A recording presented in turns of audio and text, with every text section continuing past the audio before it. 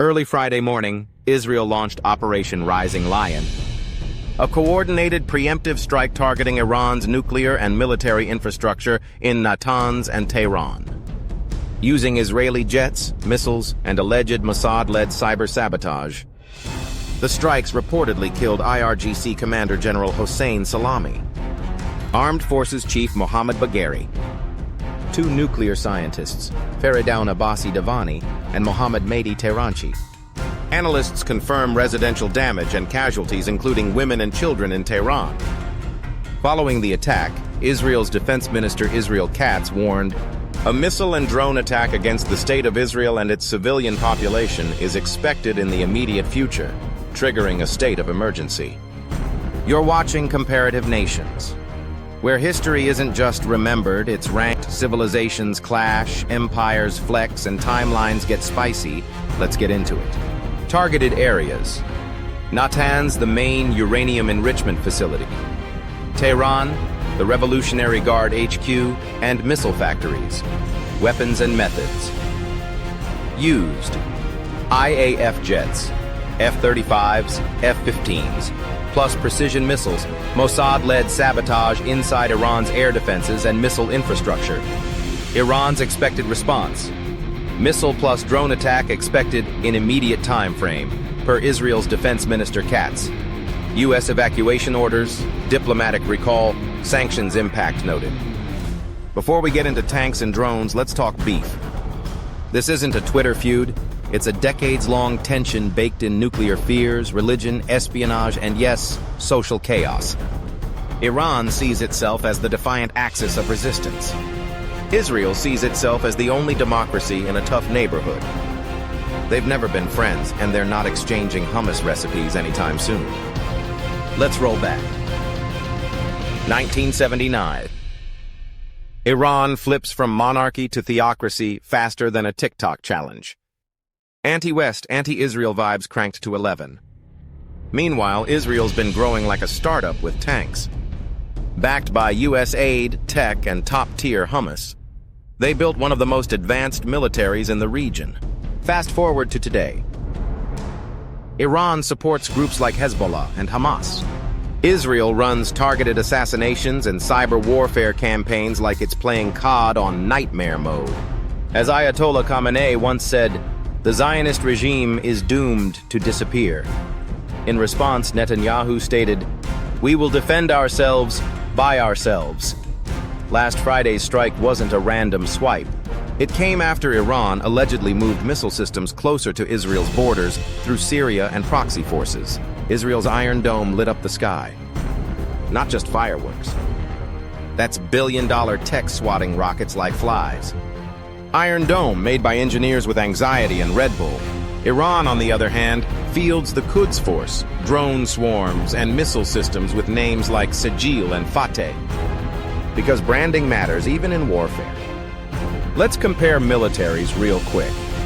Israel has 170,000 active personnel reserves, 465,000. Tanks, 1,600, Merkava series. Armored vehicles, 10,000. Combat aircraft, 340. F-35, F-15, F-16. Drone fleet, advanced. AI integrated. Nuclear warheads, A-80 to 90, undeclared. Iran's got 10,000 active personnel. Reserves, Basij militia, 350,000. Tanks, 4,100, T-72, Zulfikar. Armored vehicles, 8,500 combat aircraft, 330 older U.S.-Russian jets. High drone capacity used via proxies. Extensive ballistic missile arsenal like the Shahab, Sejil, Fateh series.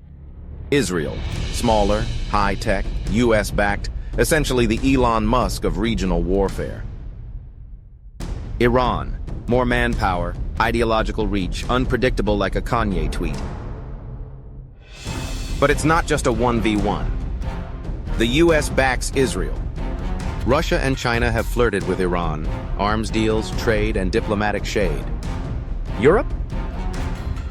mostly supports Israel diplomatically, especially Germany, France, and the UK, but often calls for restraint.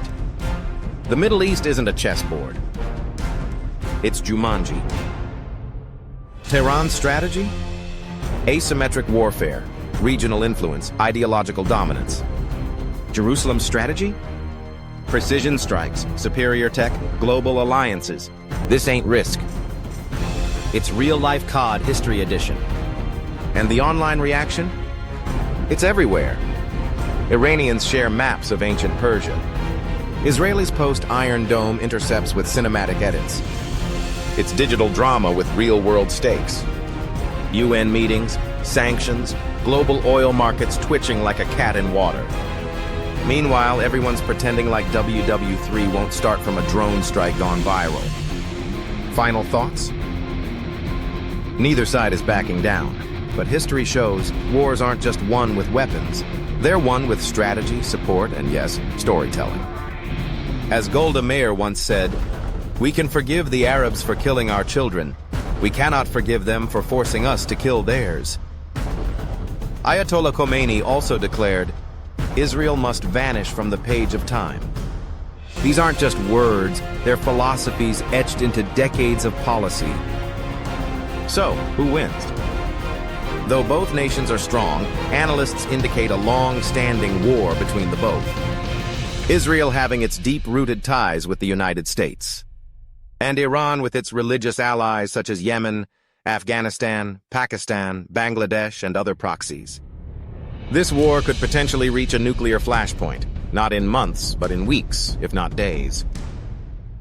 As Mahmoud Darwish once wrote, "The war will end, the leaders will shake hands, the old woman will keep waiting for her martyred son, and those children will keep waiting for their heroic father." I don't know who sold our homeland, but I saw who paid the price. Subscribe to Comparative Nations, where history slaps current events and commentary keeps it all from imploding. We decode the chaos so you don't have to. Comment below. Who has the scarier flex? Israel's tech edge or Iran's ideological grind?